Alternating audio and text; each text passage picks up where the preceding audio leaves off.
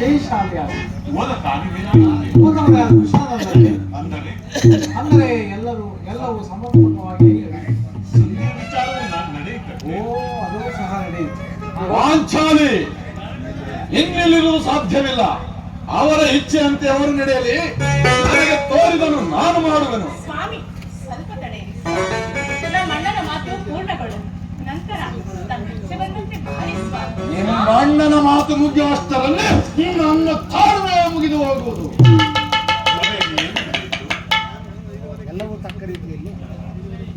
ಎಲ್ಲವೂ ತಕ್ಕ ರೀತಿಯಲ್ಲಿ ನಡೆಯಿತು. ನಾನಿನ್ನು ತಡೆಯಲಾರೆ ರುಕ್ಮಿಣಿಪತಿ. ಈ ಸಮಸ್ಯೆಯ ಮಾತುಗಳು ನನಗೆ ಬೇಡ. ಅಗ್ರಜನ ಅಪೇಕ್ಷೆಯಂತೆ 5 ಗ್ರಾಮಗಳಿಗೆ ಸಂಧಿ ಆಯಿತು. ನಾನು ಲೋಕಕ್ಕೂ ಅಹಂಕಾರಿಯಲ್ಲವೇ ಭೀಮಸೇನ?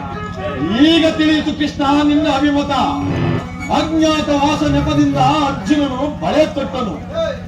ಈಗ ಈ ಸಂಧಿಯ ನೆಪದಲ್ಲಿ ನಮ್ಮೈವರಿಗೂ ಸೀರೆ ಉಡಿಸಲು ಹಣಿಸುತ್ತಿರುವ ಯಾದವ ಗಣಿ ಪಾಂಡು ಪುತ್ರರ ಮೇಲೆ ನಿನಗಿಷ್ಟೊಂದು ಆಕ್ರೋಶವೇಕೆ?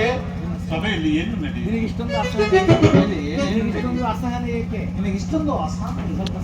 ಸ್ವಲ್ಪ ಸಮಾಧಾನ ತಂದುಕೊಂಡು ನನ್ನ ಮಾತನ್ನು ಕೇಳಿ ಹೆಚ್ಚಿಗೆ ಸಂದೇಶ ಕೃಷ್ಣ, ಸುಮ್ಮನೆ ನನ್ನನ್ನು ಕಾಡಬೇಡ. ಈ ಸಂಧ್ಯ ಸುದ್ದಿ ನನಗೊಪ್ಪದು ಒಪ್ಪದು ಒಪ್ಪದು. ಅತ್ಯಂತ ವಿಷಯ ಹೊಂದಿರೋದು. ಸಭೆಯಲ್ಲಿ ಏನು ನಡೆಯಿತು? ರಾಜ್ಯಸಭೆಯಲ್ಲಿ ನಿಮ್ಮ ಸಂದೇಶವನ್ನೆಲ್ಲ ಅವರೆಲ್ಲರೂ ಒಪ್ಪಿದರು. ಯಾರು ಒಪ್ಪಿದರು? ದುರ್ಯೋಧನ,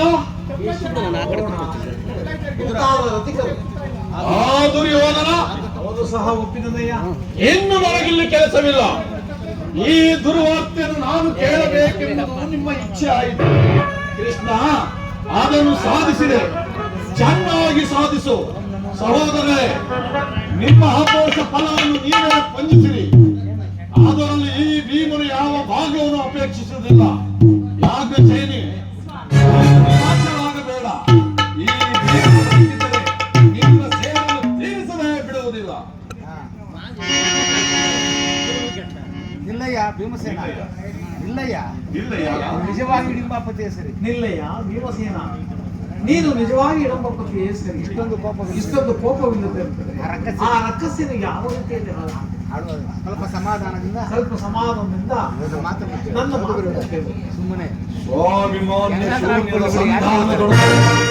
ಈ ಪ್ರಚಂಡ ಭೀಮನು ಎಂತಹ ಸಂಬಂಧ? ನಿಕಟವಾದ ಸಂಬಂಧವಿರುವುದು.